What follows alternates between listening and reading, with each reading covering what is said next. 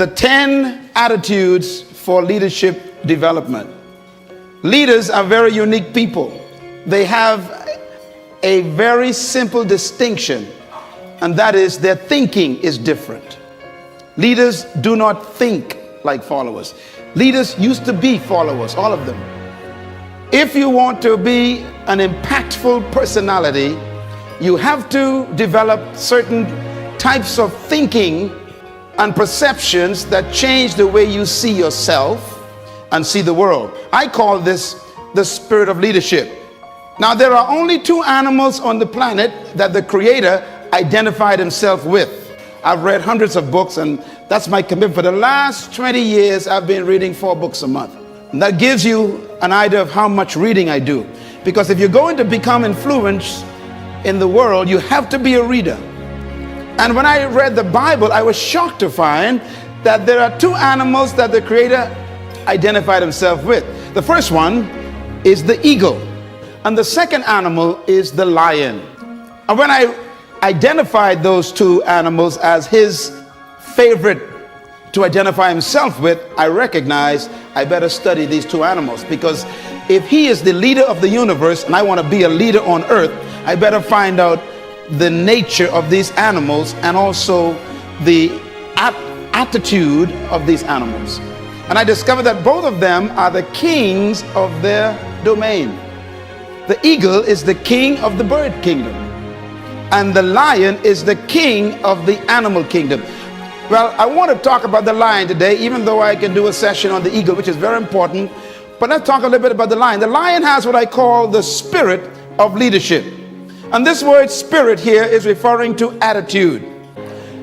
A leader has an attitude that makes him or her different from followers. And the lion exhibits that attitude. We have to cultivate the same attitudes that the lion has, because the lion apparently has been given the same attitudes that God himself identifies with, and he put it in these creatures. And apparently you and I are supposed to be the king of the animal kingdom, the rulers of all animals. So obviously we have somewhere trapped on the inside these same potential attitudes. Now, the lion is the king of the jungle, but the lion to me is a great source of encouragement to all of us. Number 1, the lion is not the tallest animal in the jungle. Number 2, the lion is not the largest animal in the jungle. Number 3, the lion is not the heaviest animal in the jungle. Number 4, the lion is not the smartest animal or the most intelligent animal in the jungle. And yet, the lion is the king. You don't need to be intelligent. You don't need to be smart. You don't need to have a certain height. You don't need to have a certain weight. You don't need to have any kind of advantage. And yet you can be the leader. Now, what's the main thing that shocks me about the lion is that the lion is not larger than the giraffe, bigger than the elephant, or heavier than the hippo. He's not as smart as the hyena or the snake. And yet, when he shows up, they all run away. The lion, therefore, cancels all of your excuses for not becoming a leader. What makes the lion so unique? An army of sheep led by a lion will always defeat an army of lions led by a sheep, because leadership can transform cowards into violent warriors. Why would a lion become the king of the jungle when he has all of those limitations? He's not the tallest, not the strongest, not the smartest, not the heaviest, not the most intelligent, but yet he runs things. The lion is the king of the jungle because of one word: attitude. The lion has a different attitude that makes every animal afraid of him. Now, we don't want to lead by fear, but it does take respect for you to become a leader. When I use the word fear in the jungle, we're talking about respect. The elephant respects the lion. The hyenas respect the lion. The giraffes, they respect the lion. What makes these massive animals respect such a small cat? The attitude is the difference. For example, a lion will see an elephant And the thing that comes to his mind, one word, lunch. Now the elephant is 10 times the size of the lion, probably 50 times heavier, and has more power. One stomp of his feet could destroy the lion. But when the lion sees the elephant, he doesn't look at size and weight and strength and power. He looks at lunch. I could eat this thing. And he acts the way he thinks. You see, the size is not the problem. The weight of the elephant is not his concern. What makes him act is the way he thinks. And because he thinks he can eat the elephant, he attacks him. Leadership attitude. Now here's another amazing mystery. The elephant is larger, bigger, stronger, more powerful, heavier, and more intelligent. And yet when the elephant sees the lion, one word comes to mind: eater. The elephant is controlled by the way he thinks. He thinks that he is lunch. Therefore, his size, his weight, his power, his might, his authority is a victim of the way he thinks. It doesn't matter how big you are, how intelligent you are, how many degrees you get. It's your mind that keeps you small.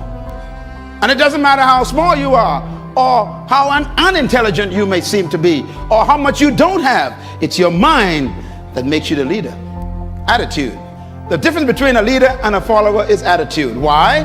Because it is unique attitudes that distinguish leaders from followers. They think differently. And that's because attitudes produce certain behaviors. And those behaviors stretch the leader beyond the limitations of the norm. In other words, it is the thinking of the person that makes them see circumstances differently. How do you think? Write this down. Attitude is a product of belief. This is very important to develop your leadership. Attitude is a product of belief. You cannot have an attitude beyond your belief. So your attitude comes from your belief system. The lion is the king because of what he believes about himself and what he believes about the elephant and the giraffe. He believes that they are lunch and he believes he can eat them. His belief system controls the whole situation when they meet. I was born in a house on 4 rocks, 2 bedrooms, 11 kids, 1 mother, 1 father. 1 bedroom for my mom and dad, the other for my 7 sisters. And of course the boys had to find somewhere to sleep. I remember sleeping on a mattress on the floor. I remember sleeping one time on a mat, and that sheet never kept the mosquitoes out. All around me was poverty, but we didn't know that because everybody was poor. The only way you know you're poor is when you meet a rich person. And there I was sleeping on the floor. Wonderful family. They loved me. We loved one another. My parents loved us. We loved them. We had a great family, but we didn't have much. And every opportunity was around me to think negative. I was on the other side with alcoholics all over the place. And I remember my mother and father would tell us things to fix our belief system. They would say, you can do anything you want to do, son. And they said that when I was sleeping on the floor. They were working on my belief system. And then they taught us the Bible. Now, I don't know about you and your belief about the Bible made me what I am today. So don't you talk bad about the Bible. And if you don't believe in the Bible, that's okay. I'm doing just fine, believe me. And the Bible helped me become what I am. But it was that book that checked my thinking. Ephesians 3 verse 20. Don't you laugh at the Bible. The verse said, now unto him who is able to do exceedingly abundantly above, far beyond all you can ever ask, think, or imagine, according to the power that worketh within you. I went from an F student to an A student in 1 semester because of my belief system. I graduated head boy. It was my what? Belief system. No one can live beyond the limits of their belief. So if you want to live beyond what you're living now, you have to change your belief system. Leaders are born when you have the discovery of a new belief system. The secret to anyone rising is what happens in their belief system. Your life is what you think it should be. That's exactly what you are right now. You are what you thought you should be. And if you don't like who you are, you got to change what you think you should be. That's how leaders are born. No amount of training in leadership skills or management methods or titles, No amount of promotion or associations with rich people or smart people can ever substitute for the right attitude. No substitute for it. As a matter of fact, your leadership development is determined by, number one, your perception of who you are. Number two, by why you think you exist. And number three, these are very important, your sense of significance. I am giving you my secret to life right here. What brought me from the floor to flying my own jet is these simple statements here. You got to first change your perception of who you are. And that starts with a belief system. Secondly, you must change your perception of why you think you exist. And number three, your sense of significance. Your perception of who you are. You've got to change it. And most of our perceptions are other people's concepts of us, and therefore we don't have self-concept, we got other concept.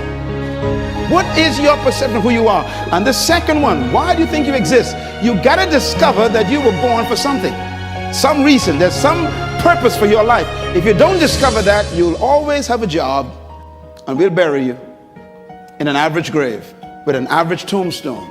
Discover that you are important to the human race. You are important to the world. You are important to your universe. When I had to grapple with that question, it was tough.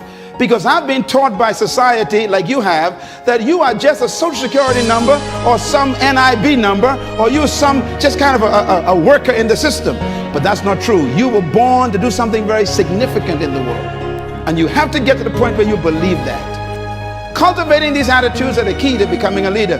Now, when attitudes of leadership is married to the ability of leadership, then you become a leader. You can have potential, but if you don't have the belief, your potential becomes a victim of your present belief. Remember the elephant? The elephant has great power, but what makes him afraid of the lion is his belief system. So your mentality has to be equal to your ability for you to manifest leadership. You do have the ability, you were born with it to be a leader, but your mentality hasn't matched it yet. And that's why all of your capacity to lead is buried under your lack of belief that you can.